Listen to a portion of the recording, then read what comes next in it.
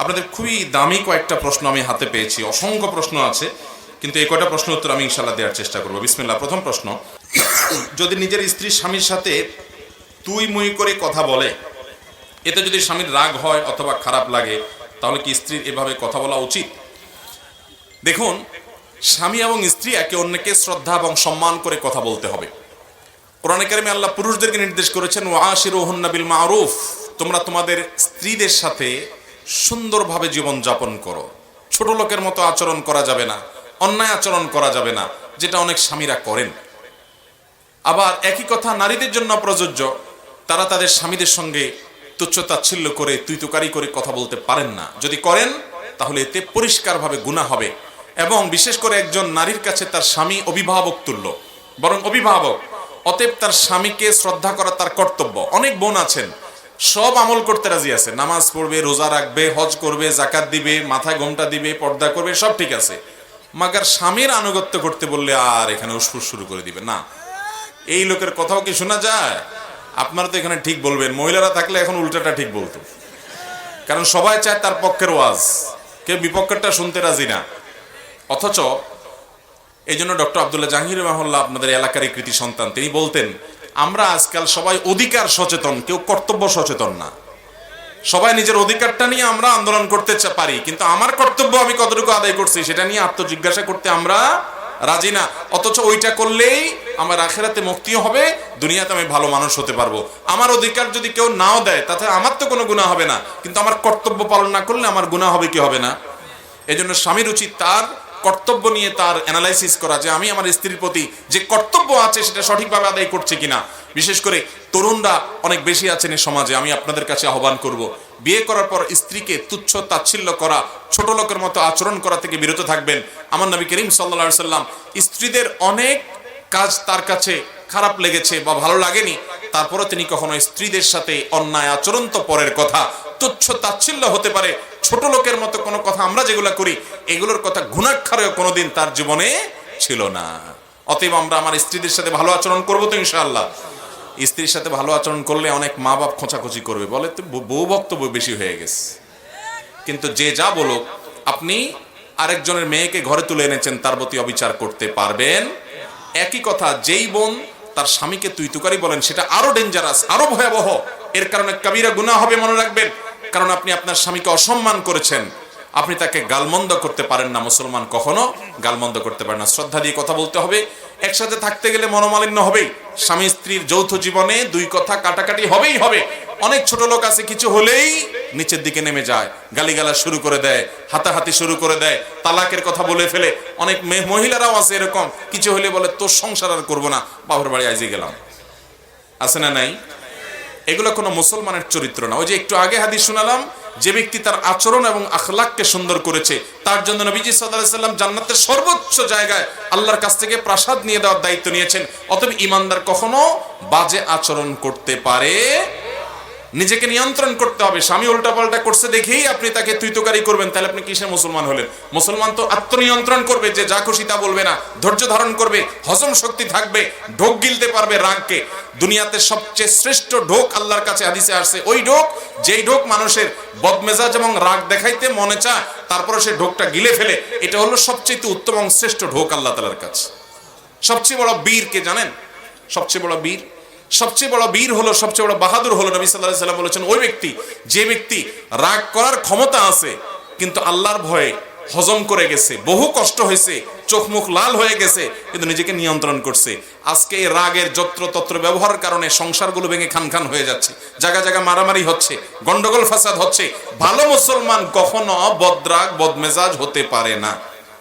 অবশ্যই আপনাকে রাগ নিয়ন্ত্রণ করা শিখতে হবে ভালো মুসলমান হতে হলে। আল্লাহ কোরআনে বলেছেন, ওয়াল কাযিমিনাল গায়জ, যারা রাগকে সংবরণ করতে পারে, এদের প্রশংসা আল্লাহ তাআলা করেছেন। অতএব রাগ নিয়ন্ত্রণ করব তো ইনশাআল্লাহ। অনেককে নবী করিম সাল্লাল্লাহু আলাইহি সাল্লামের কাছে এক লোক এসে বলছে, ইয়া রাসূলুল্লাহ আমাকে একটু উপদেশ করেন। নবীজি বলছেন, লা তাকজাব, রাগ করবা না। বলে, ইয়া রাসূলুল্লাহ বুঝলাম, একটা পাইছি, আরেকটা উপদেশ করেন। বলে, লা তাকজাব, তোমার জন্য আবারও একই উপদেশ, রাগ করবা না।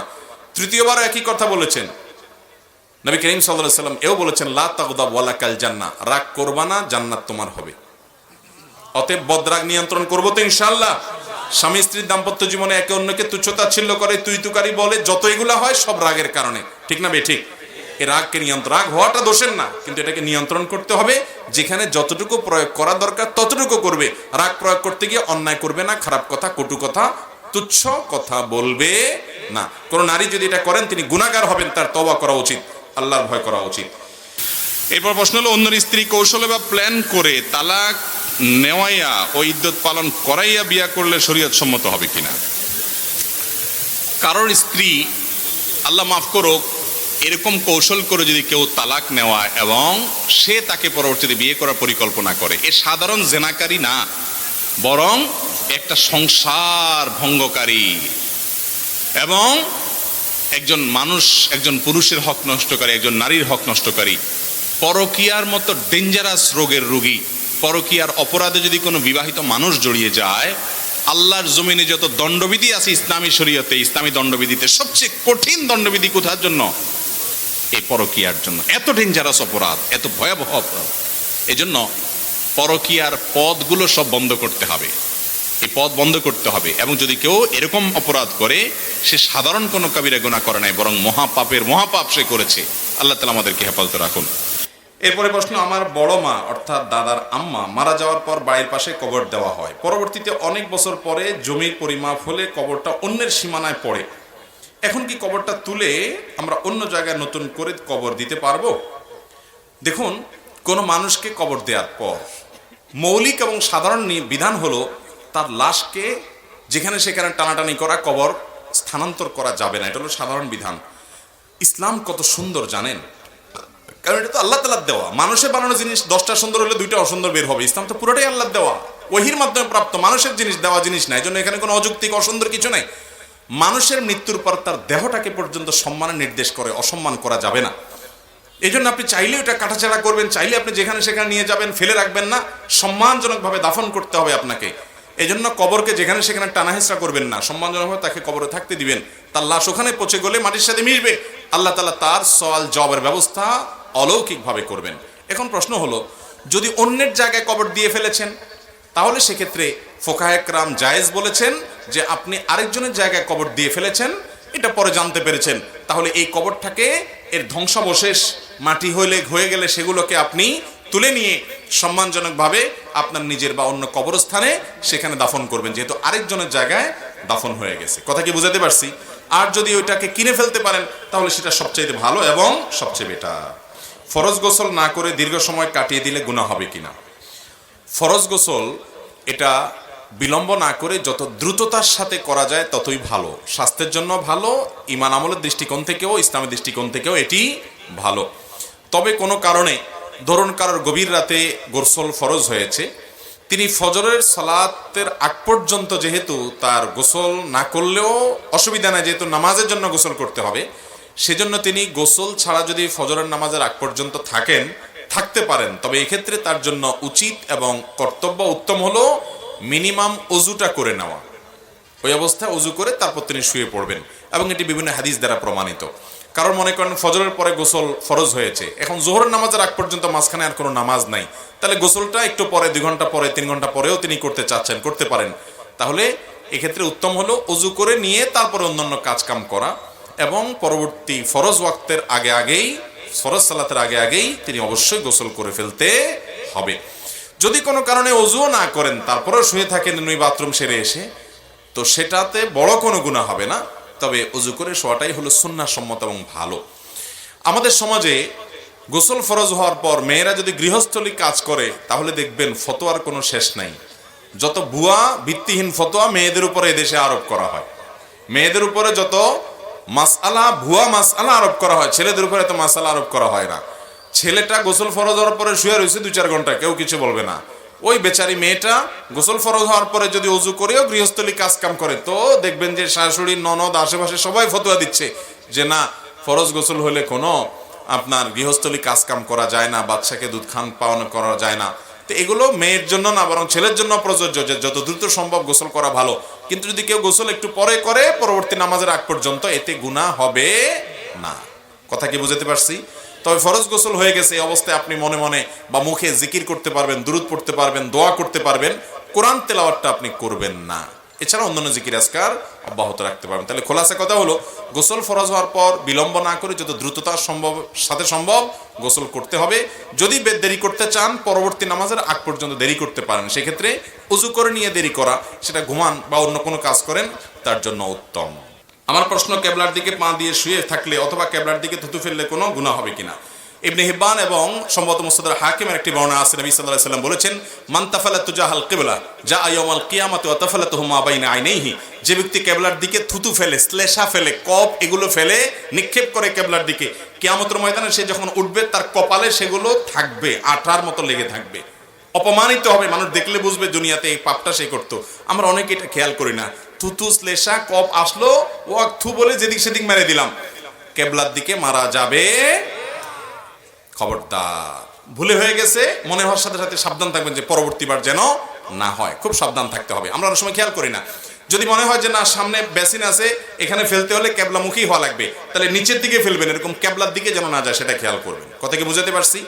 তবে কেবলার দিকে পা দেওয়া নিষেধ এরকম কোনো হাদিস নাই। না থাকলেও যদি আপনি কেবলা সরাসরি কেবলার সামনে থাকেন, যেমন মক্কাতে গেছেন, তখন অবশ্যই আপনি কেবলার প্রতি ইহতিরাম থেকে এটা খেয়াল করবেন যাতে পা লম্বা করা না হয়। কিন্তু আপনি আপনার বাসা বাড়িতে গ্রাম থেকে শত শত মাইল দূরে থেকে কেবলার দিকে পা লম্বা করলে গুনাহ হবে, ব্যাপারটা কিন্তু সেরকম নয়। তারপরেও যথাসম্ভব কেবলার প্রতি আজমত, শ্রদ্ধা, ভক্তি, ভালোবাসা এটা তো আমাদের মনে থাকতেই হবে। এরপরে প্রশ্ন, আমি একজন সেলুন দোকানদার, আমি মানুষের দাড়ি চাঁচা ও দাড়ি ছেটে দেওয়ার কাজ করি, এতে আমার গুনাহ বা আমলে ক্ষতি হবে কিনা? ভাইরা আমার,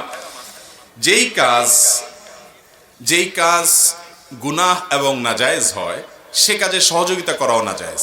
এজন্য আপনি চেষ্টা করবেন এই কাজটা অ্যাভয়েড করার। এখন বলবেন এটা অ্যাভয়েড করলে দোকান চলবে। আমি ঢাকার একটা দোকানের কথা জানি, বাড্ডায়, সে লেখা দিছে, ভাই আমি দুঃখিত এখানে শেভ করা হয় না, এবং তার দোকানে দেখা যায় সিরিয়াল আরো বেশি পড়ে থাকে। আচ্ছা, সিরিয়াল নাই পড়লো, কমই পড়লো, তাই বলে অসুবিধা কি? ইমানদার হালাল রুটির উপরে সে যথেষ্ট মনে করবে। এরপরে প্রশ্ন হলো, আমি মহান আল্লাহকে খুব ভয় পাই এবং তার হুকুম আহকাম মেনে চলার সর্বাত্মক চেষ্টা করি, কিন্তু মাঝে মাঝে ইবাদতে কোনো স্বাদ পাই না, এমনকি নামাজ কাজা করে ফেলি। আমি খুবই মানসিকভাবে কষ্টে আছি। ভাইরা আমার, ইবাদতে স্বাদ পাচ্ছেন না সেজন্য মানসিক কষ্টে আছেন, এটা তো একটা ভালো সাইন, আলহামদুলিল্লাহ। আপনাকে আমি বলবো, প্রথমত চোখের গুনাহ থেকে বাঁচার চেষ্টা করবেন। চোখ দিয়া পরনানি দেখবেন না, অনলাইনে, অফলাইনে, ফেসবুকে, ইউটিউবে, টুইটারে, কোনো জায়গায় না। এবং সবসময় চোখকে নিয়ন্ত্রণ করার জন্য লড়াই করবেন, চেষ্টা করবেন প্রতিদিনকে উন্নত করার। এক নাম্বার 2, হালাল উপার্জন করবেন, হালাল ভক্ষণ করবেন, এক্ষেত্রে কোনো কম্প্রোমাইজ করবেন না, এই দুটি কাজ সিরিয়াসলি করবেন। নাম্বার 3, সালাত অর্থ সহকারে বুঝে ধীরস্থিরতার সাথে সুন্দর করে আদায় করবেন। ইনশাআল্লাহ সালাতের ভিতরে স্বাদ এবং তৃপ্তি অনুভব করবেন। রাস্তাঘাটে চলতে খুবই চেষ্টা করি চোখকে হেফাজত করতে, কিন্তু মাঝে মাঝে ব্যর্থ হয়ে যাই। আমার জন্য দোয়া করবেন। আল্লাহ তাআলা আপনাকে, আমাকে, সবাইকে চোখ হেফাজত করার তৌফিক দান করুন। আরে ইয়ে কুস্তি তো হয় অমর ভর কি, কবি ও দবালে কবি তু দবালে। এই লড়াই তো শয়তানের সাথে সারা জীবনের। কখনো শয়তান আপনাকে হারায় দিবে, আপনার চোখ দিয়ে জেনা করে ফেলবে। পরক্ষণে যখন আপনার ভিতরে সম্বিত ফিরে আসবে, আপনি আক্ষেপ করে নিজেকে শাসন করে বলবেন, ধুত আমি কি করলাম, আমি এবার আফসোস করে নতুন করে পণ করব না, আমি আর এটা ভঙ্গ হতে দেব না, আমি আমার আমল নষ্ট করব না, আরো সংকল্প করে আগাবেন। এই লড়াই করতে করতে আপনি জিতে থাকার চেষ্টা করুন বেশিরভাগ টাইম। এটাই তো তাকওয়া। আল্লাহ তাআলা তৌফিক দান করুন। আমি দান করতে চাই, কিন্তু আমার মা বাবা সেটাতে মানা করে, তাহলে আমি চুরি করে দান করতে পারবো কিনা? নিজের টাকা দান করতে হবে, আরেকজনের টাকা চুরি করে দান করা যাবে না। আপনি চুরি করে আরেকজনের টাকা দান করলে সওয়াব হবে না, বরং কি হবে? আপনি নিজে কামাই করেন। আজকাল যুবকরা শুধু বাবার সম্পদের দিকে তাকায় থাকে। কেন রে ভাই? নিজে কামাই করেন। আমার কাছে এক গাদা প্রশ্ন আছে, হুজুর আমি যুবক মানুষ, গুনাহ থেকে বাঁচতে চাই, আব্বা বিয়ে করায় না। আরে ভাই, আপনি আব্বার বিয়ের দিকে তাকে, আপনি পয়সা কামাচ্ছেন না কেন? পয়সা কামাইলে বাপ বিয়ে করবে, মেয়ের বাপরা এমনি তুলে নিয়ে চলে যাবে। পয়সা কামাবেন না, বসে বসে বাপের হোটেলে খাবেন, আবার মেয়ে আরেকটা এনে বলেন বাপ তুমি এটারও খাও। যদিও বাপের উচিত সামর্থ্য থাকলে নিজে টাকা দিয়ে ভর্তুকি দিয়ে হলো ছেলেকে বিয়ে করানো, কারণ আমার ছেলের চরিত্র লক্ষ কোটি টাকার চাইতে উত্তম, অনেক মূল্যবান। অমুসলিম ও সুদ কিংবা ঘুষের টাকা দিয়ে কোনো মসজিদ নির্মাণ করা যাবে কিনা? অমুসলিমের টাকা মসজিদে ব্যবহার করতে পারবেন যদি সেই টাকা দিয়ে উনি মসজিদে কোনো প্রভাব বিস্তার করার আশঙ্কা না থাকে। অনেক অমুসলিম আছেন, তিনি অমুসলিম কিন্তু তিনি চান মুসলমানদের কোনো ভালো কাজে অংশগ্রহণ করতে, তার কাছ থেকে সে টাকা নেওয়া যাবে, শর্ত হলো ওই টাকা দিয়ে তিনি মসজিদ বা ওই ভালো কাজে প্রভাব বিস্তার করে সেখানে কোনো শিরক বা অন্যায় করাবেন এরকম কোনো আশঙ্কা যদি না থাকে, তিনি ভালোবেসে দিচ্ছেন, তাহলে তাকে আপন করার জন্য, ইসলামের সৌন্দর্য দেখতে সুযোগ করে দেওয়ার জন্য তার দান গ্রহণ করা যাবে। কিন্তু সুদ এবং ঘুষের টাকা মসজিদে দান করবেন না। ইন্নাল্লাহ তাইয়্যিবুন লা ইয়াকবালু ইল্লা তাইয়্যিবা, আল্লাহ তাআলা পবিত্র, পবিত্র ছাড়া কোনো কিছু গ্রহণ করেন না। অতএব ব্যাপারে সাবধান থাকতে হবে। যদি আপনি হারাম কোনো টাকা কারোর কোনোভাবে উপার্জন করে থাকেন, এটার মালিক খুঁজে তাকে বের করে দিবেন, না পাইলে গরিব দুঃখীকে দান করে দিবেন। মসজিদ মাদ্রাসাতে হালাল এবং পিওর টনটনা টাকাটা দিবেন। একটা ঘটনা বলি, আপনাদের যারা মক্কা যাওয়ার তৌফিক হয়েছে বা ইউটিউবে ভিডিওতে দেখেন, মক্কা কালো গেলাপে ঘেরা যে বাইতুল্লাহ আছে, এই বাইতুল্লাহর একটা অংশ কিন্তু উঁচা দেয়াল বুক পরিমাণ আছে, ঘেরাও করা, দেখছেন? এটাকে কি বলে? হাতিমে কাবা বলে, তাই না? এটার কাহিনী জানেন তো? এটা কিন্তু কাবার ভেতরের অংশ ছিল। এই ঘেরাও করাটা কাবার ভেতরে, ইব্রাহিম আলাইহিস সালাম যে কাবা 4500 বছর আগে নির্মাণ করেছেন, ওখানে কিন্তু এটা কাবার ভেতরে ছিল। নবী সাল্লাল্লাহু আলাইহি সাল্লামের দাদা আব্দুল মুত্তালিব যখন নেতা ছিলেন, ওনার আমলে এই কাবার ঘর পুরান হয়ে গেছে, চুরিদারি হতো, চোররা উঠে যেত, নানা অসুবিধা হতো, তখন এটাকে পুনর্নির্মাণ করার উদ্যোগ নিলেন। তারা মুশরিক ছিলেন, কিন্তু তাদের সেন্স দেখেন, তাদের রুচি দেখেন, তারা ঘোষণা দিলেন আমরা কোনো হারাম টাকা আল্লাহর ঘরে নেব না, যাদের হালাল টাকা আছে তারা শুধু দেন, হারাম টাকা নেব না, দরকার হলে ঘরের উন্নতির দরকার নেই। এই জন্য টাকা তো হালাল সব সমাজে কম থাকে, ঠিক না? হালাল টাকা বেশি থাকে না কম থাকে? হালাল কম থাকে। সেজন্য এই যে উঁচা জায়গাটা হাতিম, এই জায়গাটাকে মসজিদে ঢুকাতে পারে নাই টাকার অভাবে। চিন্তা করেন, এখনো পর্যন্ত সেটা সেভাবে রেখে দেওয়া হয়েছে যাতে করে মুসলমানরা, সারা দুনিয়ার মানুষের শিক্ষা গ্রহণ করে। অথচ আমাদের দেশে দেখা যায় মসজিদ, মাদ্রাসা, ওয়াজ মাহফিল, শুধু কেন হুজুররা পাম্পটে দিয়ে আমরা বলি ভাই পয়সা দেন, পয়সা দেন। এই কথা অনেকে আমরা বলি না, অনেক ওলামা ইকরাম বলেন মাশাআল্লাহ, অনেকে বলেন, আবার অনেকে বলেন না। আরে ভাই, হারাম টাকা দিয়ে চাকচিক্য করার চাইতে মসজিদ নরমাল থাকুক, তারপরে হালাল টাকা দিয়ে হোক। হারামকে যদি আমরা নিজেরাই মারহাবার বাহবা ওয়াজ মাহফিলে মঞ্চে দেই, তাহলে হারামের বিরুদ্ধে সংগ্রাম দুনিয়াতে কারা করবে? মুশকিল হলো টাকা পয়সা দিলে আমি হুজুরে গলে যাই, মাশাআল্লাহ মারহাবা দিয়ে ফেলাই। আমরা হালালকে গ্রহণ করব, হারাম নয়। হারামকে আমরা না করব। দুনিয়ার সিস্টেমে কালো টাকা সাদা করা যায়, কিন্তু আল্লাহর সিস্টেমে কালো টাকা সাদার কোনো সিস্টেম। 10,000 টাকা চুরি করে আপনি 2,000 টাকা দান করে দিলেন, বাকি 8,000 হালাল হয়ে যাবে না? পুরোটাই দান করে দিতে হবে সওয়াবের নিয়ত ছাড়া, বা মালিককে ফেরত দিয়ে আসতে হবে। ওই যে একটা গল্প আমি বিভিন্ন জায়গায় বলি, অনেক জায়গায় শুনছি, একজনে গরু চুরি করে আনছে, এনে কোরবানি দিয়ে দিস। তাই হুজুর জিজ্ঞাসা করলো এটা কি কাম করলা তুমি? তো বলে হুজুর, গরু চুরি করছে এটা পাপ, আর কোরবানি দিয়েছে এটা পুণ্য, সওয়াব। তো পাপে আর পুণ্য কাটাকাটি হয়ে গেল, গোশতটা ফাও। এসব সহজ সম্মেলন করলে মায়ের একটাও নিচে পড়বে না আল্লাহর কাছে গিয়া। চালাকি করলে সব জায়গায় চলবে না। এই জন্য আল্লাহর ঘরের জন্য হালাল টাকা দেবো, ঠিক আছে তো ইনশাআল্লাহ? শেষ প্রশ্ন, গরু ছাগলকে মেডিসিন জাতীয় খাবারে মোটা তাজা করে বিক্রির বিধান কি, দয়া করে জানাবেন।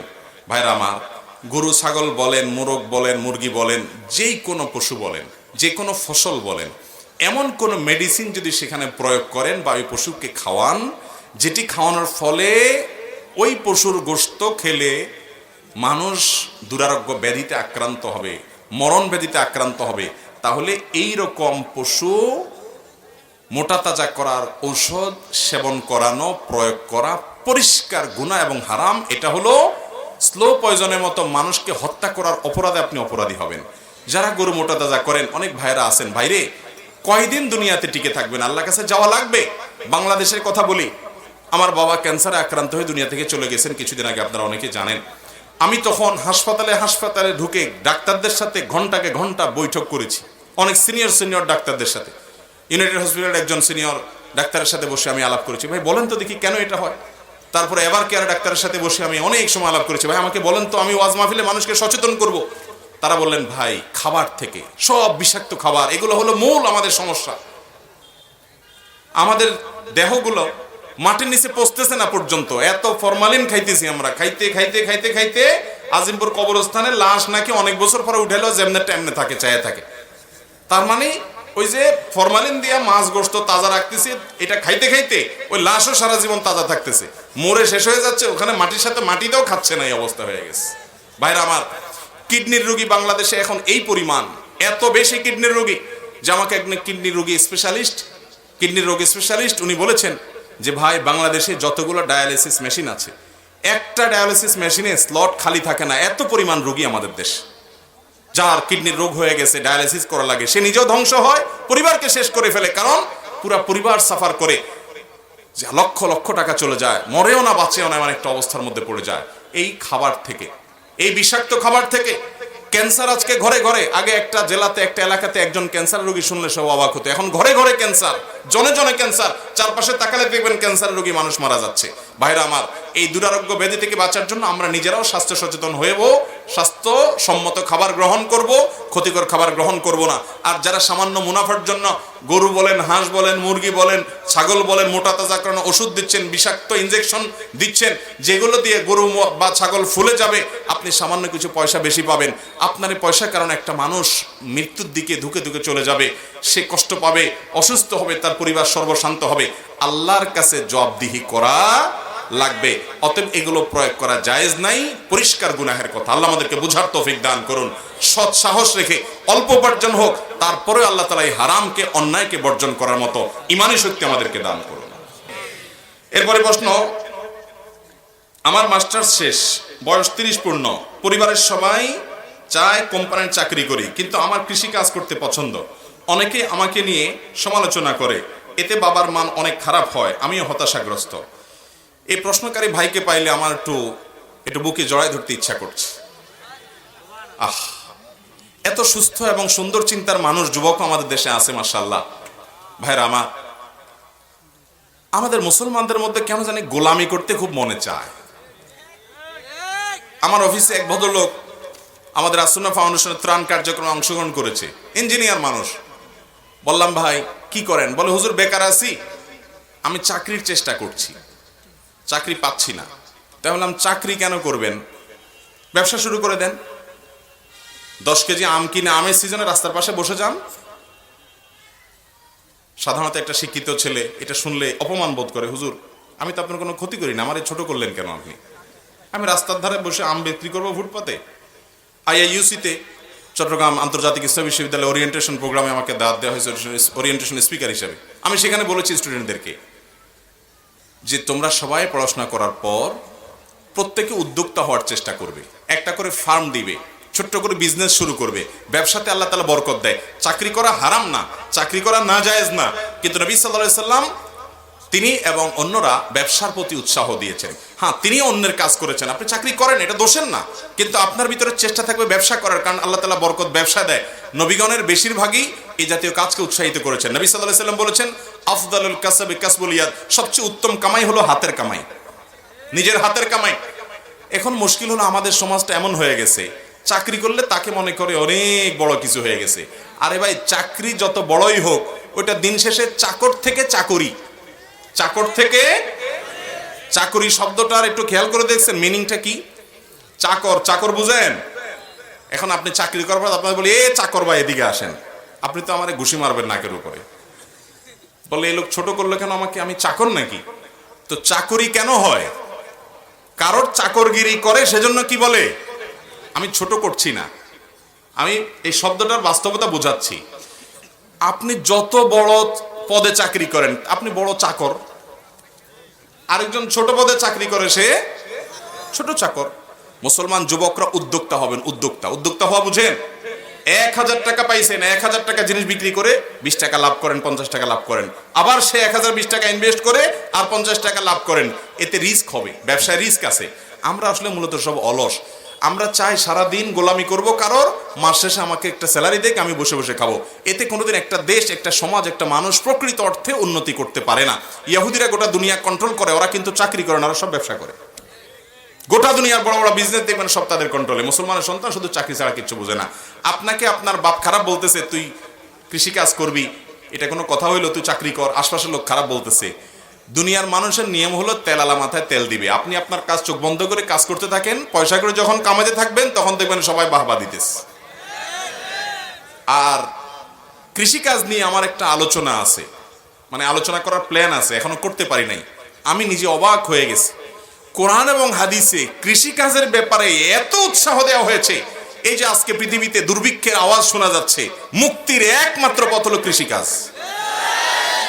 ওই দুনিয়ার ধানায় পানায় কোনো কিছু কুলাবে না, শেষ পর্যন্ত ভাত খেয়ে বাঁচতে পারেন কি না। এখন দেখেন না, কদিন পর পর প্রাইম মিনিস্টার বলতে থাকে যে ফাঁকা জায়গা পাইলে ওখানে গাছ লাগান, এটা পাইলে ওইটা করেন। ইসলাম এই কথা 1450 বছর আগে কয়ে ধুয়ে দিস, বুঝেন না কথা? আমরা তো বড় লোকই জাহির করি, আপনাদের এই অঞ্চলে বেশি নাই। ওই ঢাকার ওই সাইডে, কুমিল্লার ওই সাইডে দেখা যায় ক্ষেত সব খালি, চাষ করে না। কেন চাষ করেন না? বলে যে আমার ছেলে মেয়ে 2টা বিদেশে আছে, 3টা সৌদি আরব আছে, আমি কাজ করব। ছেলেরাও বলে না বাপ তুমি খেতে যাবা না, আমাদের ইজ্জত যাবে। ওই ছেলেও মূর্খ, বাপও মূর্খ। কাজ করলে ইজ্জত যায়?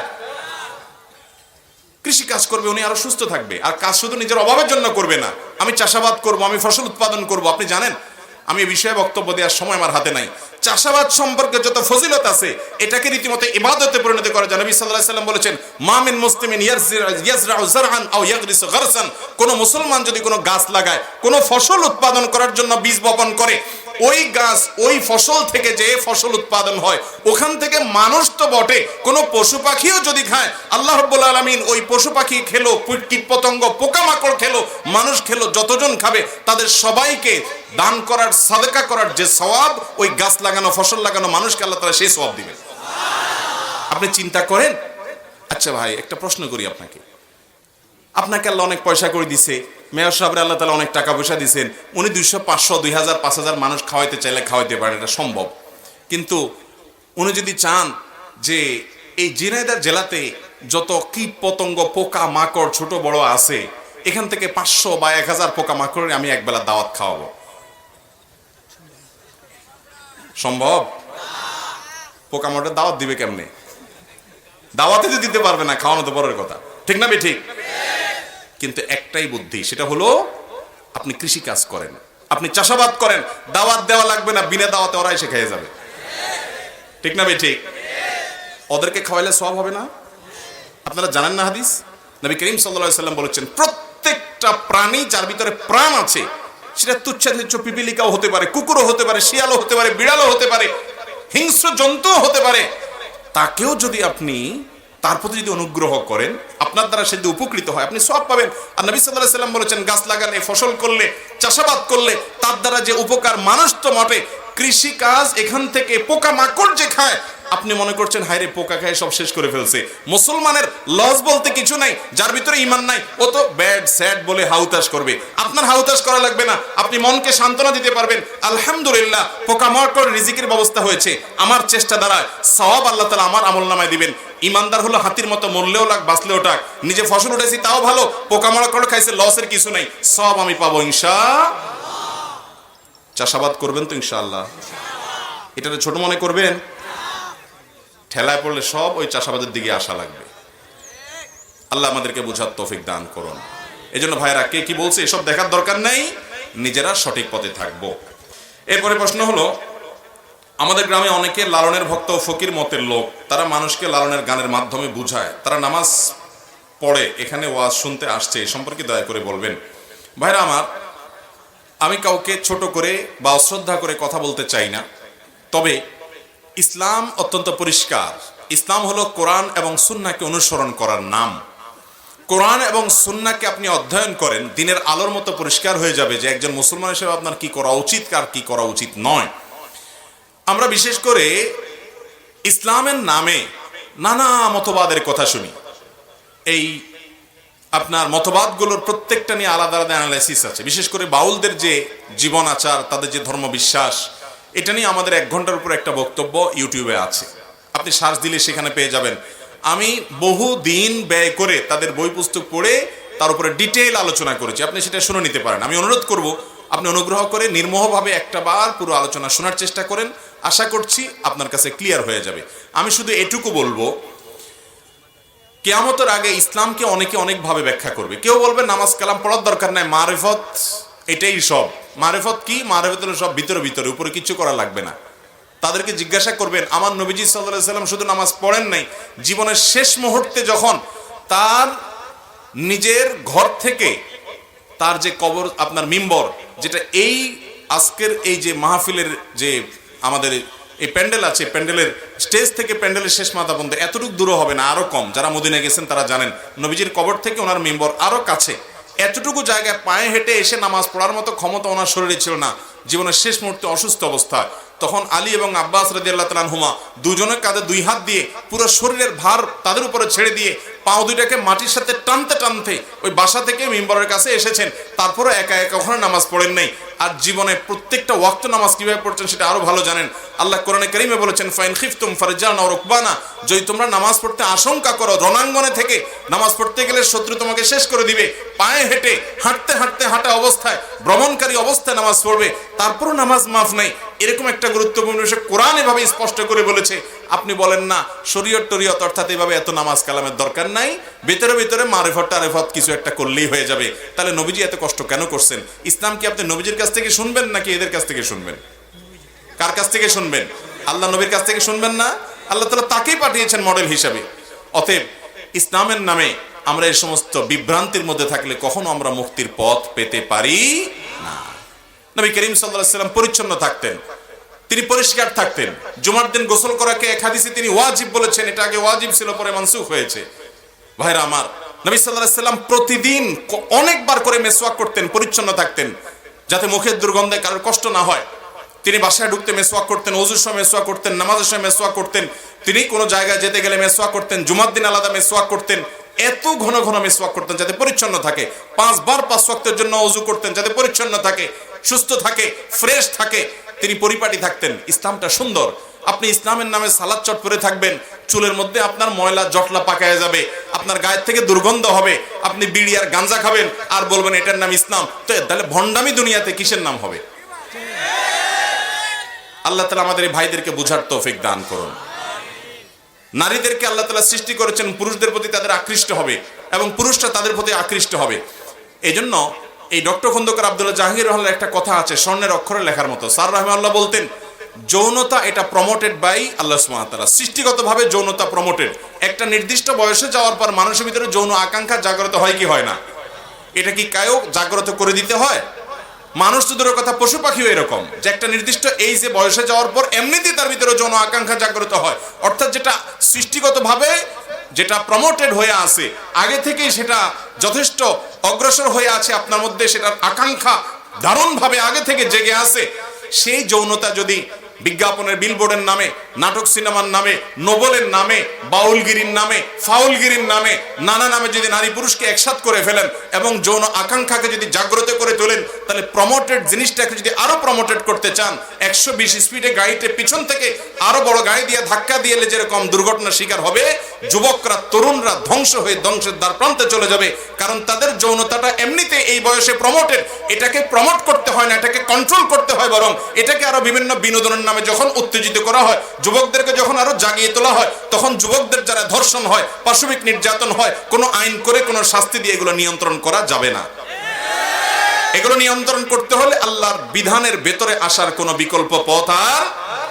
অথচ এই বাউলে বিশ্বাসী ভাইরা, আমাদের এই সমস্ত ফকিরি আপনার ধারার বিশ্বাসী ভাইরা, তথাকথিত মারিফতি ধারার ভাইরা, তাদের কাছে নারী পুরুষের সাথে যত মিশবেন তত আপনার আধ্যাত্মিকতা তত বাড়বে। এটা শুধু আমার বক্তব্য নয়, তাদের বহু গানের বক্তব্য। ওই যে আপনার সময় গেলে সাধন হবে না, এই গানের যে কথামালা, এই গানের যে ব্যাখ্যা ইউনিভার্সিটির টিচাররা করেছেন, ওইটা আমি অক্ষরে অক্ষরে আমার এই বক্তব্যে একেবারে বই পৃষ্ঠা সহকারে বিস্তারিত বলেছি, শুনে দেখবেন।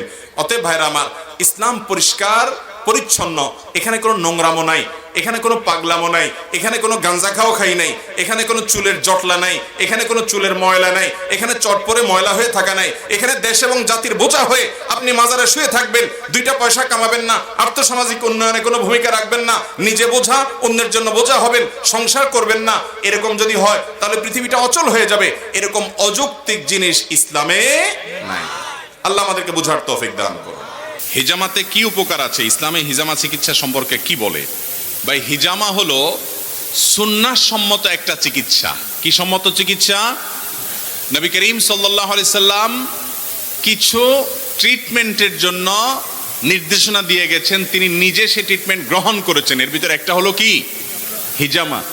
আজকাল সেটা কাপিং থেরাপি এবং হিজামা বিভিন্নভাবে আলহামদুলিল্লাহ করা হয়ে থাকে। শরীরের মধ্যে বিষাক্ত বিভিন্ন রক্ত, দূষিত বিভিন্ন রক্ত, এগুলো বিভিন্ন উপায়ে বের করে আনা হয়। এর মাধ্যমে আল্লাহ রাব্বুল আলামিন অনেক রোগ থেকে মানুষকে মুক্তি নসিব করেন। কিছু কিছু রোগ আছে যে রোগগুলো থেকে মুক্তির কোনো পথ খুঁজে পাওয়া যায় না। বিশেষ করে অনেকে ব্ল্যাক ম্যাজিকের শিকার হয়, জাদুর শিকার হয়, অনেকে প্রচণ্ড ব্যথার রোগে আক্রান্ত থাকেন এবং দেখা যায় কোনো ট্রিটমেন্ট করে তেমন কিছু হয় না। হিজামার মাধ্যমে এর উপকার হয় এবং এটা অভিজ্ঞতা দ্বারায় প্রমাণিত একটা আমল। আমি নিজেও হিজামা করিয়েছি আলহামদুলিল্লাহ। নবী করিম সাল্লাল্লাহু আলাইহি সাল্লাম হিজামা করতে উৎসাহিত করেছেন, সুন্নাহসম্মত একটা ট্রিটমেন্ট এবং চিকিৎসা। বিদায় হিজামা যাদের অসুস্থ বোধ করেন অথবা প্রয়োজন অনুভব করেন তারা হিজামা করাবেন, ভালো এবং এক্সপার্ট যারা আছে তাদেরকে দিয়ে, কারণ এটা সুন্নাহসম্মত ট্রিটমেন্ট, এটা কোনো কুসংস্কার না। আমরা অনেকে মনে করি কুসংস্কার বোধ হয়, না, হাদিস দ্বারা প্রমাণিত একটি আমল বা একটা ট্রিটমেন্ট হলো কি হিজামা থেরাপি। এরপরে আমল হলো, এরপরে প্রশ্ন হলো,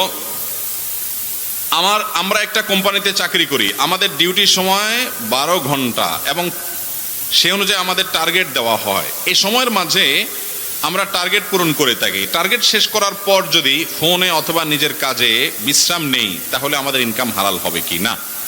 ভাইরা, কোম্পানি যদি টার্গেট ঠিক করে দেয়, অনেক কোম্পানি আছে ওয়ার্কার ভাইদেরকে বোনদেরকে টার্গেট দিয়ে দেয়, তোমার এতশো পিস প্যান্টের কাজ করতে হবে, শার্টের কাজ করতে হবে, অমুক কাজ করতে হবে, টার্গেট ঠিক করে দেয়। আপনি টার্গেট পূরণ করে ফেললে কোম্পানির আর কোনো সে থাকে না। এরপরে আপনার কি করলেন না করলেন এটা নিয়ে তাদের আপত্তি নাই। টার্গেটটাই যদি মূল হয় তাহলে আপনি টার্গেট পূরণ করেছেন, বাকি সময় আপনি ব্যক্তিগত কাজ করলেও আপনার ইনকাম হালাল হবে ইনশাআল্লাহ। আর যদি টার্গেট বেস কাজ না হয়ে ঘন্টা বেস কাজ হয়, যে তোমার ঘন্টা 8 ঘন্টা ডিউটি, 10 ঘন্টা ডিউটি, এই টাইমটা তোমার আমি যেভাবে বলবো সেভাবে কাজ করবা, কাজ কতটুকু হলো না হলো, আউটপুট কি হলো না হলো সেটা তোমার দেখা দরকার, তুমি কাজ করবা। তাহলে পুরো টাইমটাতে আপনি ব্যক্তিগত কোনো কাজ করবেন না, ওই টাইমটা তাকে দিয়ে দিয়েছেন, বিনিময়ে স্যালারি নিয়েছেন। ব্যক্তিগত কাজ করবেন, মোবাইল টিপাটিপি করবেন, বইয়ের সাথে আলাপ সালাপ করবেন, মেসেঞ্জারে আদান প্রদান করবেন মেসেজ, ওই টাইমটাতে যে কাজ করেন নাই আপনি অথচ টাইমের বেতন নিয়েছেন সেটা কিন্তু হালাল হবে। আমরা অনেক ভাই আছি চাকরি করি কোম্পানিতে, বিশেষ করে সরকারি চাকরি যারা করেন, বিভিন্ন কোম্পানিতে ঘন্টা বেস যে ডিউটি আছে সেখানে যারা কাজ করেন, বেশিরভাগ লোকই তো সেভাবে চাকরি করেন। এই চাকরিতে দেখা যায় 8 ঘন্টা 10 ঘন্টা ডিউটি, ওনার 2 ঘন্টা মোবাইল টিপাটিপিতে যায়, 1 ঘন্টা ওনার দেখা যায় যে ব্যক্তিগত আলাপ সালাপে যায়, ব্যক্তিগত হিসাব নিকাশ, বাসার কাজ কাম, তরকারির লিস্ট, বাজারের লিস্ট, কার কি লাগবে, বইয়ের সাথে আলাপ সালাপ, সব ডিউটির মধ্যে সারে। আছে না নাই? ও ভাই, অনেক নামাজি কালামি মানুষও আছেন এই কাজটা করেন, জানেনও না যে তার এই সময়ের উপার্জন হালাল হবে না। এই যুগে জাহান্নামে যাওয়ার জন্য এই স্মার্টফোন যত ভূমিকা রাখবে, আমার তো মনে হয় না অন্য কোনো ডিভাইস মানুষকে এত বেশি জাহান্নামে নিতে পারে।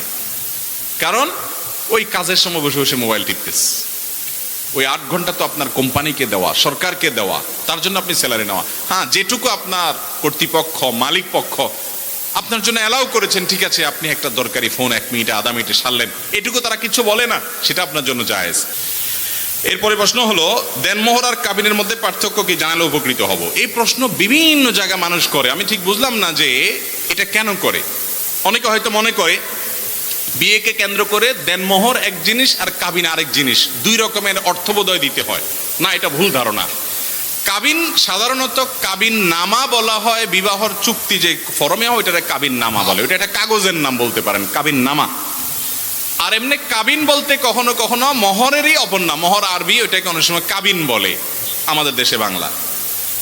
তো বিয়ে উপলক্ষে একটাই দান করতে হয়, সেটা হলো স্ত্রীকে মহর পরিশোধ করে দিতে হয়, স্ত্রীকে মহর দিয়ে দিতে হয়, এটাই বিয়ে উপলক্ষে একমাত্র প্রদেয় দিতে হয়।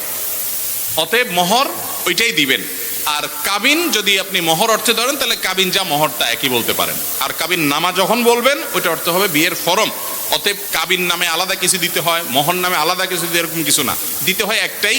বিয়েতে মহর যেটা ধার্য করবেন বউরে সেটা দিবেন, সেটাও আমাদের দেশে দেয়। যারা বিয়ে করছেন বউয়ের মহর যা ধরা হয়েছে হিসেব করে সব বউরে বুঝাই দিছেন, এরকম বাপের পুত মায়ের পুত যারা আছেন হাত তোলেন তো দেখি, কয়টা বাপের পুত আছে দেখি গুনি, আর সব মায়ের পুত হাত নামান, পেছনেও আছে, খুব বেশি নাই তো। উসুল, উসুল আরেক 2 নাম্বারই, আরেক 2 নাম্বারের নাম কি? উসুল। আরে উসুল রে, 50,000 টাকার বাজার করছেন, উসুল লেখেন 1.5 লাখ টাকা। আহা ভাই রে, দুনিয়াতে 2 নাম্বারই চলবে, কিয়ামতে এগুলো সব হিসাব করে দিতে হবে। স্ত্রীকে মহর দিয়ে দিবেন, তাকে স্বাধীনতা দিয়ে দিবেন, তোমার যা খুশি তা করো, তুমি কি করবো আমার জানা দরকার, তোমার বাপকে দাও, তোমার মাকে দাও, তুমি নিজে রাখো, স্বাধীনতা দিবেন। এরপরে প্রশ্ন হলো, শীতকাল আসলে দেখি অনেকে মেইন লাইন থেকে কারেন্ট নিয়ে ব্যাডমিন্টন খেলে, এটা জায়েজ আছে কিনা? এইটা এর আগে আমরা বিভিন্ন জায়গায় এর উত্তরে বলেছি। ভাইরা আমার, মেইন লাইন থেকে বিদ্যুৎ নিয়ে ব্যাডমিন্টন খেললে কোন অবস্থাতেই সেটা জায়েজ হবে। এই বিদ্যুৎ যেই কোম্পানির অধীনে আছে, এটার উৎপাদন খরচ আছে, এটার মূল্য আছে, আপনি সেখান থেকে নিয়ে খেলতেছেন, বিল পরিশোধের নাম নাই, গন্ধ নাই, মিটারই নাই, বিল পরিশোধ করতে করবেন, তাহলে এটা হলো বিদ্যুৎ চুরি। এটা হলো কি? তো আপনি খেলার জন্য চুরি কেন করবেন? আপনি খেলতে মনে চাইছে ব্যায়ামের উদ্দেশ্যে খেলেন। খেলা এই যে ফুটবল ভূতের মতো পড়ে থাকে টেলিভিশনের সামনে, এগুলোর চাইতে যারা এই ব্যাডমিন্টন খেলে তারা হাজার গুণ উত্তম। কারণ সে নিজের শরীরের ব্যায়াম হচ্ছে, সেটা খেলতেছে। এখানে জুয়া বা হারাম কিছু যদি না থাকে, তাহলে সেক্ষেত্রে সে খেলাধুলা করতে, সেটা তার লাভ। আর ওখানে গোল দিচ্ছে কোন দেশের কোন অমুসলিম, কোন দেশের কে, তার লাভ। গোল দিলেও হের লাভ, গোল হারলেও তার লাভ। আপনার কোনোই লাভ নেই। আপনি হুদাই গোল বলে লাফাইতেছেন, আর গোল না হলে কামতেছেন। আপনার মতো বোকা কে আছে আল্লাহর জমিনে? আপনার কি লাভ? আপনার কি লস? তো এর চাইতে বরং যারা নিজেরা মাঠে খেলাধুলা করে, তাদের শারীরিক ব্যায়াম হয়, ঘাম ঝরে, চর্বি গলে, তাদের মানসিক রিফ্রেশমেন্ট হয়। নবী করিম সাল্লাল্লাহু আলাইহি সাল্লাম দৌড়াদৌড়ি, তীর প্রতিযোগী, তীর মারার প্রতিযোগিতা, শুটিং এবং এই জাতীয় খেলাধুলা যেগুলো আছে, সেগুলোকে তিনি উৎসাহ দিতেন এবং সাহাবীদেরকে এগুলোর অনুমোদন করতেন নবী করিম সাল্লাল্লাহু আলাইহি সাল্লাম। বিধায় শরিয়ার সীমানার মধ্যে থেকে খেলাধুলা করলে সেটা জায়েজ আছে, বরং ভালো উদ্দেশ্য করলে সেটা অনেক ভালো কাজও হতে পারে। বিশেষ করে মুসলমান তার শারীরিক ফিটনেস ঠিক করে রাখবে, যে কখনো আল্লাহর রাস্তা জিহাদ করার দরকার হলে যেন সে করতে পারে। কিন্তু তাই বলে আপনি ব্যাডমিন্টন খেলার জন্য মেইন লাইনের বিদ্যুৎ চুরি করে তো আপনি এই শারীরিক কসরত বা ব্যায়াম খেলা খেলতে পারেন। এখন যুবকরা বলবেন, তাহলে কি খেলা বন্ধ করে দেবে? না, বন্ধ করার দরকার নেই। কোন এক বাসা বাড়ি থেকে, যেখান থেকে এই বিদ্যুতের লাইনটা নিলে কোনো অসুবিধা হবে না, লাইন এটা নেওয়ার মতো ক্যাপাসিটি আছে, সেখান থেকে লাইনটা নেন এবং ওই বাড়ি মালিককে রাজি করান যে চাচারে বাবারে আমরা একটু খেলবো, কয় টাকার বিল আসবে আমরা মাসে মাসে দিয়ে দিব। এরপর আপনি করেন। আপনি মেইন লাইন থেকে বিদ্যুৎ দিতে পারবেন না। অনেকে সরকারের উপরে নাখোশ হয়ে, নারাজ হয়ে বলে যে না, এইটা জায়েজ আছে। আপনি সরকারের উপর, আপনি আমার উপরে কোনো কারণে নারাজ, তাই বলে কি আমার কোনো জিনিস আপনি ব্যবহার ছাড়া নিতে পারবেন? এটা কোনো জায়েজ হওয়ার কোনো রাস্তা হতে পারে? এই জন্য ভাইরা, এই কাজটা করা যাবে না। ব্যাডমিন্টনের কথা কি বলবো আর, অনেক ওয়াজ মাহফিল হয় মেইন লাইনের বিদ্যুৎ দিয়া। মাহফিল কর্তৃপক্ষ বিল দেওয়ার তো কোত্থেকে, মিটারই না, বিল দেবো কোত্থেকে, ডাইরেক্ট নিয়ে নিছে। তা আপনার এই পারমিশন কে দিছে? অবশ্যই আপনি হয় বিল পরিশোধ করবেন, আর না হলে যার মিটার আছে তার থেকে অনুমতি নিয়ে আনবেন। বিদ্যুৎ চুরি করে আপনার ওয়াজ শুনেতে কেউ বলে নাই। গাছের গোড়া কেটে আগা দিয়ে পানি দিলে হবে না। আল্লাহ আমাদের বুঝার তৌফিক দান করুন। এরপরে প্রশ্ন হলো, যারা বিধর্মী ফুটবলারদের সমর্থন করে এবং তাদের নিয়ে মারামারি ও ঝগড়া করে, তাদের সম্পর্কে ইসলাম কি বলে? তাদেরকে ইসলাম কি বলে এটা পরে বলি। তাদেরকে আমরা বলি কলুর বলদ। কলুর বলদ চিনেন? চিনেন না? কলু হইল এক ব্যক্তির নাম, কলু হইল একটা লোকের নাম। কলুর বলদটাকে, বলদ হইল কলুত একটা ঘানি আছে, ঘানি, শুধু চোখ বাঁধা তো, শুধু স্বপ্ন দেখে, দেখে সে দৌড়াইতে থাকে আর দৌড়াইতে থাকে।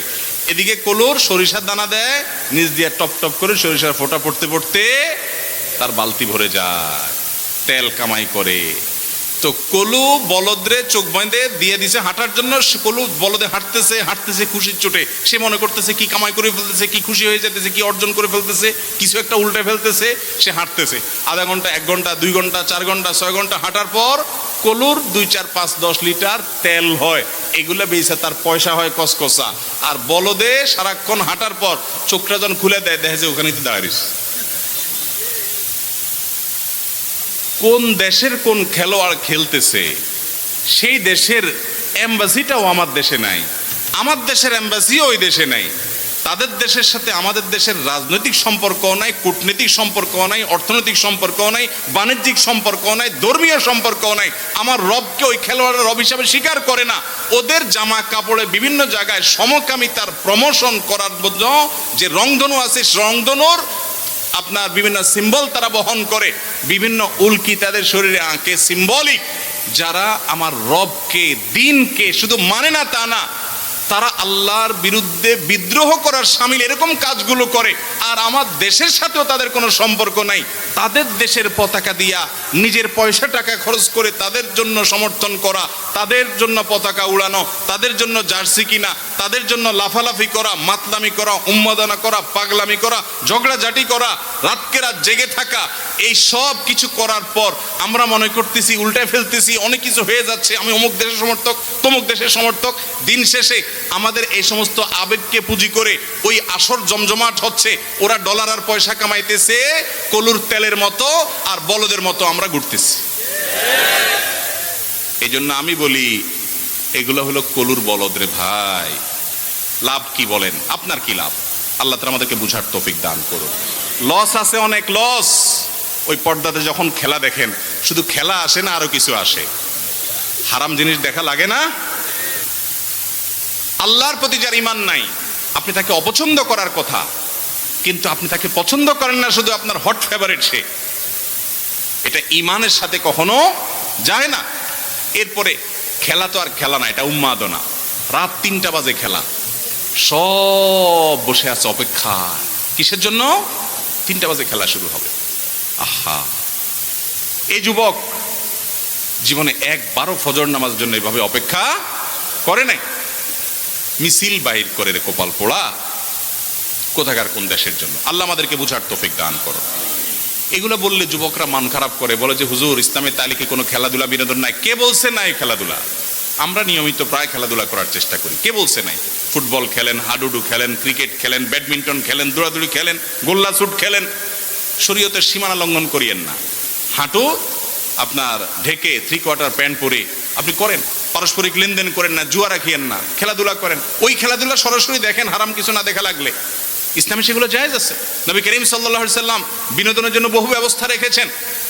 তিনি একবার বাজারে গেছেন, নবীজি বাজারে যায় দেখেন কোন এক জায়গায় দুইটা গোত্রের লোক তীরন্দাজি করতেছে, শুটিং যেটাকে বলে। এটাও অলিম্পিকে, আন্তর্জাতিক বিভিন্ন খেলায় হয়, টার্গেট ওয়াইজ মারা। এরকম একটা খেলা তারা করতেছে, তীর মারামারি করতেছে টার্গেট অনুযায়ী। 2 গোত্র। নবী করিম সাল্লাল্লাহু আলাইহি সাল্লাম এসে তাদেরকে উৎসাহ দিয়ে বলছেন, আমি তোমাদের সাথে আছি, হ্যাঁ খেলা চালাও। তখন যাদের পক্ষে আছে নবীজি বলছেন, প্রতিপক্ষ যারা আছে তারা সব চুপ হয়ে গেছে, একদম চুপ। তারা আর কেউ তীর মারে না। নবীজি বলে, কি এবার বসে আছে কেন, মারো। বলে, ইয়া রাসূলুল্লাহ, আপনি ওদের সাথে আছেন, ওদের পক্ষে আপনি আছেন, ওইদিকে কিভাবে তীর মারি আমি? তখন নবী করিম সাল্লাল্লাহু আলাইহি ওয়াসাল্লাম বললেন, ঠিক আছে আমি দোনো দলের পক্ষে আছি, তোমরা তাও খেলো। তাহলে নিজেদের বিনোদনের জন্য এবং আরো মহৎ উদ্দেশ্যকে সামনে রেখে ইমানদার এ ধরনের খেলাধুলা খেলতে পারে। কিন্তু ওই কোথাকার কোন দেশের অমুসলমান সে খেলবে, ও সমকামিতাকে প্রমোট করে, আপনি জানেন না। ও ফিলিস্তিনি বাচ্চাদের হত্যা করার সমর্থন করে, আপনি জানেন না। আপনি মুসলমানের বাচ্চা আসছেন তার সমর্থন করতে। এদেশে বহু মানুষ না খেয়ে আছে, আপনি লক্ষ লক্ষ টাকা দিয়ে পতাকা বানাচ্ছেন, আপনি জার্সি বানাচ্ছেন। গরিবকে দেওয়ার দরকার নাই, ওই টাকা দিয়ে আপনার মায়ের জন্য একটা আইসক্রিম কিনে নিয়ে যান, বোনের জন্য একটা কাপড় কিনে নিয়ে যান, জামা কিনে নিয়ে যান, নিজের জন্য কিনে নিয়ে যান। নিজের বাপের জীবনে একটা সুতা কিনে দিতে মনে চাই নাই, বাপের টাকাই জমায়া জমায়া বাপকে একটা গিফট কোনোদিন দেন নাই। আপনি কোথাকার কোন অমুসলমানের জন্য, কাফেরের জন্য, মুশরিকের জন্য, আল্লাহর দুশমনের জন্য আপনি টাকা দিয়া জামা কিনছেন, জার্সি কিনছেন, পতাকা কিনছেন। আল্লাহর কাছে জবাব দিয়ে করা লাগবে না এগুলো? আজকে না গতকালকে দেখলাম একটা জাতীয় দৈনিক, প্রথম সারির জাতীয় দৈনিক নিউজ করছে যে আমাদের দেশে ঢাকা ইউনিভার্সিটিতে ছেলেফেলেরা খেলা দেখার জন্য বিশাল মনিটর দিয়ে বিশাল মাঠে একত্রিত হয়েছে। সেটার ছবি ফিফা তারা প্রকাশ করেছে এবং এই ফুটবল উন্মাদনের তারা গর্ব করতেছে। দুনিয়াত আর কোন দেশে মানুষে এত বেকুব পায় নাই যত বেকুব পাইছে এই দেশে মানুষকে। এই দেশের খেলোয়াড়রাও নাই সেখানে, তাও মাতলামের কোনো, যারা খেলায় আছে এরকম অনেক দেশ আছে, যাই দেখেন তারা যার যার চরকায় তেল দিতেছে। আর ওই যে কলুর বলদ যে শুধু কি করতেছে, ঘুরতেই আছে। লাভ হইতেছে কার? ওই জায়গায় বসা কলুদের, যারা খেলতেছে এদের।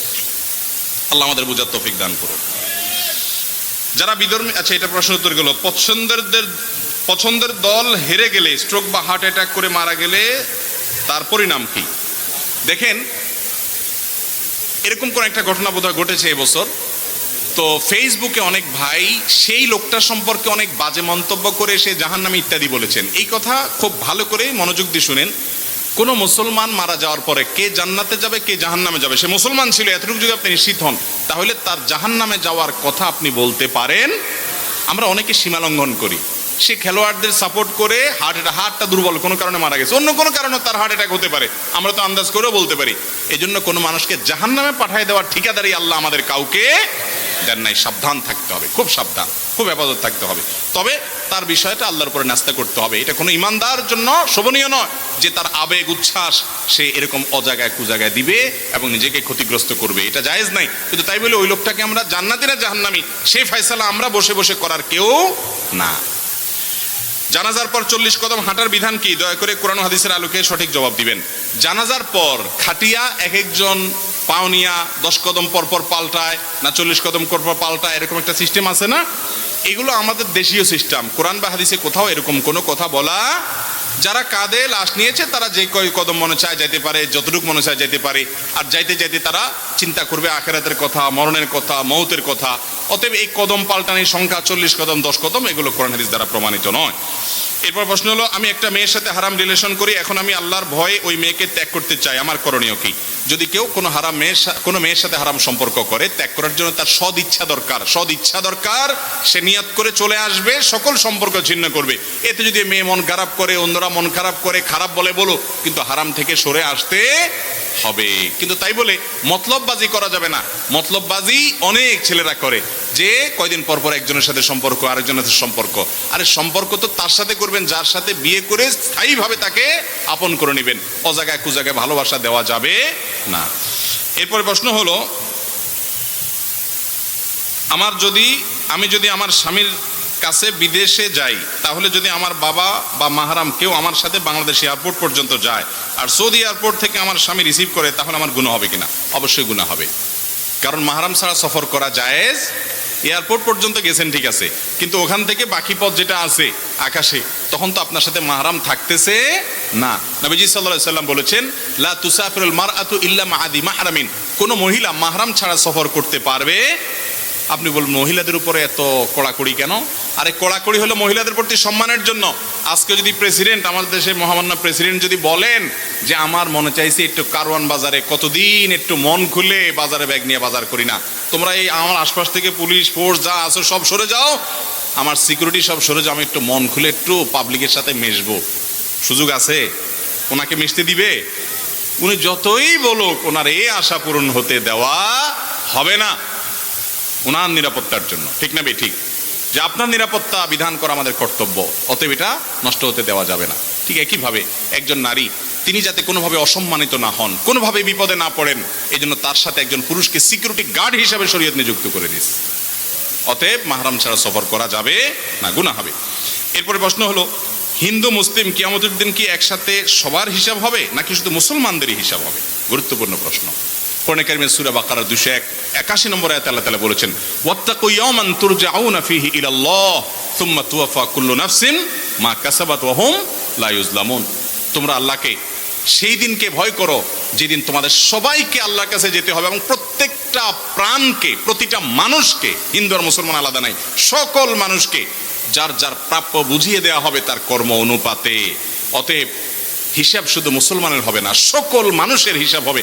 মানুষ তো মানুষ, এমনকি কোনো প্রাণী একজন অন্যজনের প্রতি জুলুম করেছে, সেটাও তাদেরকে জীবিত করে ওই দিন প্রতিশোধ নেওয়ার পর তাদেরকে মাটির সাথে মিশে যেতে বলা হবে।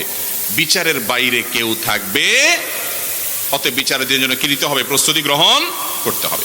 পুরুষের জন্য ডায়মন্ড বা অষ্টধাতুর আংটি ব্যবহার করা যাবে কি না? আমাদের দেশে এখন অনেক কমে গেছে। একসময় দেখা যেত ফেরিঘাটে, বিভিন্ন রাস্তাঘাটে, বাস স্ট্যান্ডে অষ্টধাতুর আংটি বিক্রি হয়, তাই না? দাদা ভাই একটা ভরাট কণ্ঠে রেকর্ড করা ক্যাসেট শুনছেন আপনারা? কত জীবনে বারবার আমরা হাজারোবার শুনছি। সেখানে বলা হয় যে কি শনির দশা, রাহুর গ্রাস, তারপরে কালের দৃষ্টি এগুলো থেকে বাঁচার জন্য, আপনার কপাল পরিবর্তন, ভাগ্য পরিবর্তনের জন্য এই অষ্টধাতুর আংটি পরীক্ষিত, বিফলে মূল্য ফেরত। অষ্টধাতু কি? রূপা, তামা, এটা সেটা, এইগুলা বলে ব্যবহার করে, এগুলো আংটিতে ব্যবহার করলে তার নাকি ভাগ্য চেঞ্জ হয়ে যায়। সম্পূর্ণ ইমান বিধ্বংসী একটা বিশ্বাস। কেউ যদি এটাকে সিরিয়াসলি বিশ্বাস করে, হাকিকি অর্থ নেয় যে আমার ভাগ্য পরিবর্তন এই অষ্টধাতুই করতে পারে, তাহলে ইমান পর্যন্ত চলে যেতে পারে। এত ডেঞ্জারাস একটা বিষয়। আমরা এটা খুব ছোট জিনিস মনে করি। ছোট জিনিস না এটা, ছোটখাটো বিষয় না, অনেক বড় ধরনের অপরাধ এটা। শিরকে আকবর হয়ে যেতে পারে। কারণ ইমানদার বিশ্বাস করবে তার ভাগ্যের সকল কিছুর নিয়ন্ত্রণকারী কে? লা ইউরাদ্দু তাকদীরু ইল্লা বিদ্দুআ। তাকদীর দোয়ার মাধ্যমে পরিবর্তন হতে পারে। আল্লাহর কাছে দোয়া করবে বান্দা। ওই অষ্টধাতুর কোনো ক্ষমতা, পুরাটাই বোগাস এবং ভুয়া। এটা বিশ্বাস করলে ইমান নষ্ট হতে পারে। বিধায় এগুলো করা যাবে। তবে আংটি ব্যবহার পুরুষরা করতে পারে কিনা, এর উত্তর হলো রূপার আংটি, পরিমিত পরিমাণে রূপার আংটি পুরুষরা ব্যবহার করতে পারে। এছাড়া তামা, লোহা, এটা সেটা, স্বর্ণ, এগুলা পুরুষরা ব্যবহার করবে। অলংকার হিসাবে মহিলারা ব্যবহার করবে। দেখেন এখানে মহিলাদের কত সুযোগ দিছে। মহিলারা পুরুষ কামাই করবে, টাকা পয়সা দিয়ে স্বর্ণ কিনে আনবে। পড়বে কে? পুরুষ পড়তে পারবে না, গুনাহ হবে পুরুষ পড়লে। পড়বে মহিলা। পুরুষ শুধু চায়া চায়া দেখবে দূর থেকে, ব্যাস। দেখছেন মহিলাদের কি পাওয়ার দিছে ইসলাম? বলে ইসলাম বলে মহিলাদের অধিকার দেয় না। যাই হোক, তাহলে আংটি পুরুষরা পরলে রূপার আংটি পরবে, কিন্তু অষ্টধাতু নামে এরকম কোনো আংটি পরা যাবে না। ভাইরা আমার, রাত অনেক হয়েছে, প্রশ্ন সবগুলোর উত্তর দিতে পারলাম না। ইনশাআল্লাহ বিইذনিল্লাহ অন্য কোনো মাহফিলে অন্য কোনো সময় আমরা উত্তর দিয়ে দিব। আল্লাহ তাআলা আমাদেরকে যা শুনলাম, জানলাম, বুঝলাম করার তৌফিক